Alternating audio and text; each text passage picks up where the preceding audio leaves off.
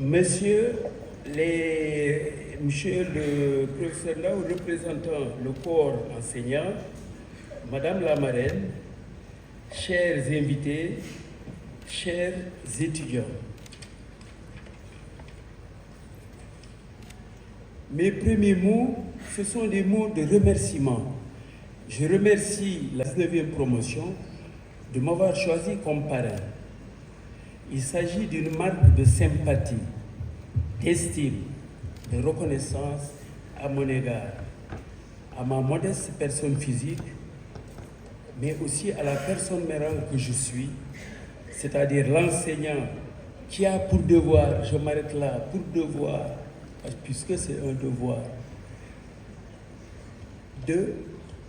d'assurer le faire savoir, avec toutes ces contraintes pour perpétuer le système. Nos maîtres ont fait de nous ce que nous sommes aujourd'hui. Nous ferons de vous ce que vous allez devenir, bien sûr, avec la permission du bon Dieu, puisque je suis un croyant. Pour revenir à la cérémonie, il s'agit d'une cérémonie de remise de parchemin, un moment symbolique signant la fin de tous les enseignements théoriques. Il reste à effectuer les derniers stages, la préparation et la soutenance de la thèse de doctorat, étant en médecine, dentaire et ou pharmacie, vous donnant le titre de docteur en médecine, en dentaire ou en pharmacie.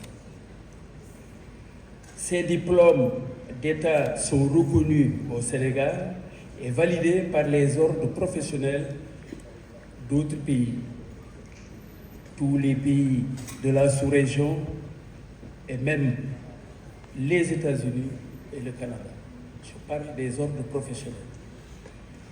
Chers parents et chers étudiants, soyez fiers de votre institution. L'Université Saint-Christopher El Hadji Ibrahima Niasse, créée en 2003, a su évoluer au fil des années pour devenir une référence dans l'enseignement des sciences médicales, médecine, pharmacie et dentaire.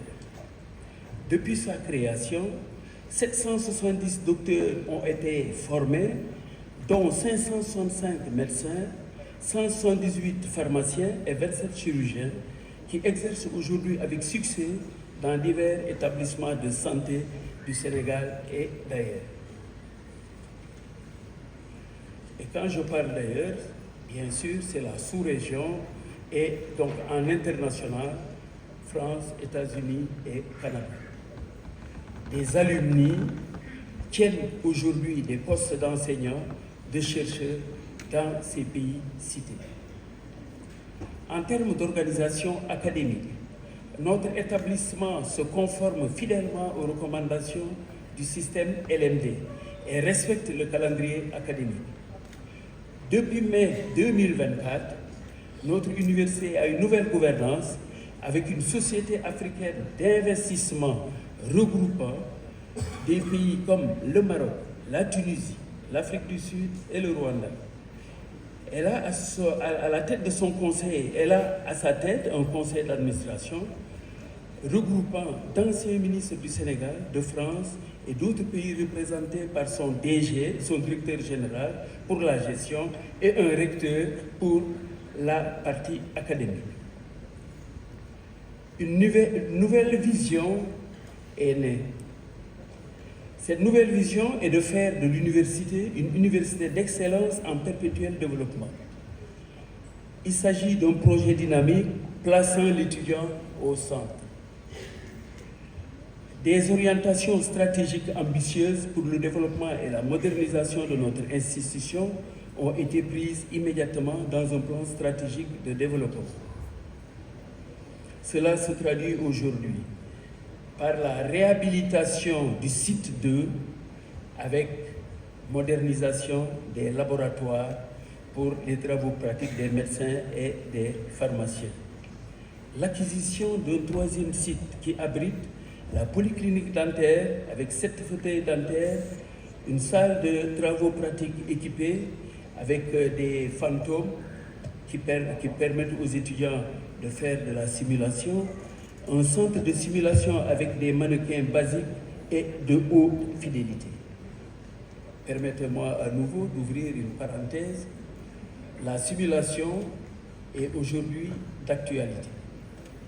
Il permet aux étudiants de travailler pour l'attitude comportementale, la gestuelle, sur des mannequins procéduraux basiques, mais aussi sur des mannequins haute fidélité qui nous permettent de reconstituer tous les cas de figure, toutes les maladies presque. Alors, l'intérêt de cette simulation, c'est que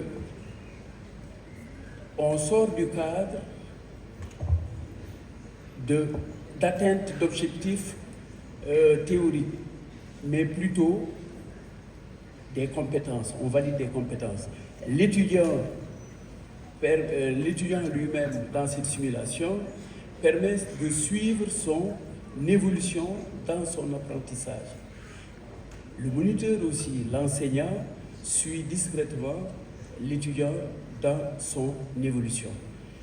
Et ceci permet de régler un gros problème juridique parce que les malades sont de plus en plus protégés. De premiers gestes sur l'humain. Et aujourd'hui, c'est une innovation, mais c'est un artifice aussi de présentation qui nous permet de régler le problème des stages. Vous savez, les parents viennent nous voir très souvent pour qu'on parle de ces problèmes de stage, puisque l'offre est restée la même pour les nombres de places et la demande, elle a doublé, triplé. Et c'est ça qui pose le problème d'État. Aujourd'hui, Saint-Christophe, c'est 2000 étudiants. Et donc cette simulation nous permet de régler une innovation, mais aussi un problème de terrain et aussi un problème juridique. Il y a aussi un centre médical d'application médecine humaine au niveau de ce troisième titre pour régler définitivement le problème des stages des médecins. Un laboratoire de recherche en projet, un centre de simulation pour officine, pharmacie, un hôpital simulation. Donc ce n'est plus l'unité de simulation, mais un hôpital simulation avec un bloc opératoire, avec la simulation en obstétrique et en licence des sciences infirmières et obstétricales. Sur le plan académique, des nouveautés sont apportées.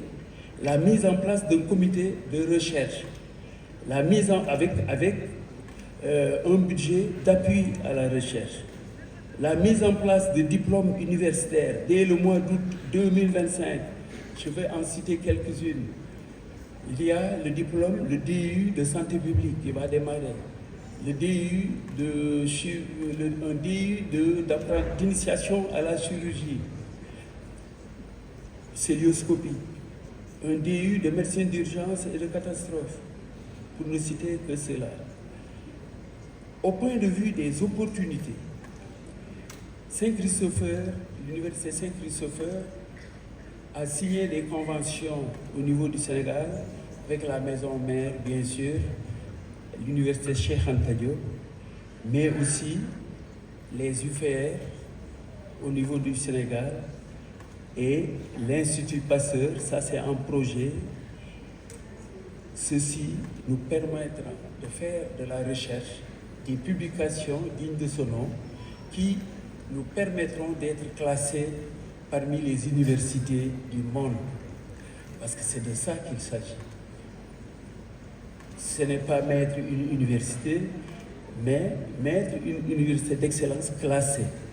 Et donc ça, c'est la prochaine étape. Je ne dirai pas plus que ça. Je termine mes propos par des recommandations et des remerciements. Chers étudiants, vous évoluez au sein d'une université qui se positionne comme un leader en Afrique. Nous vous exhortons à faire preuve de sérieux, de rigueur et d'excellence dans votre parcours, afin de porter haut les couleurs de notre institution et de faire la fierté de vos familles. Aux familles, nous vous remercions pour la confiance à notre institution et aussi pour l'encadrement et l'éducation que vous avez donné à vos enfants en arrivant dans notre institution. Aux enseignants, c'est des remerciements très chaleureux et sincères. Merci pour l'accompagnement et l'engagement. Au personnel administratif, technique et des services, merci pour votre assistance de tous les jours. À la gouvernance, merci Monsieur le Directeur Général pour la mise en place de l'outil de travail et les finances. À Monsieur le Recteur, merci. Votre compagnonnage avec votre doyen pour la position, la gestion académique de cette université. Je vous remercie de votre attention.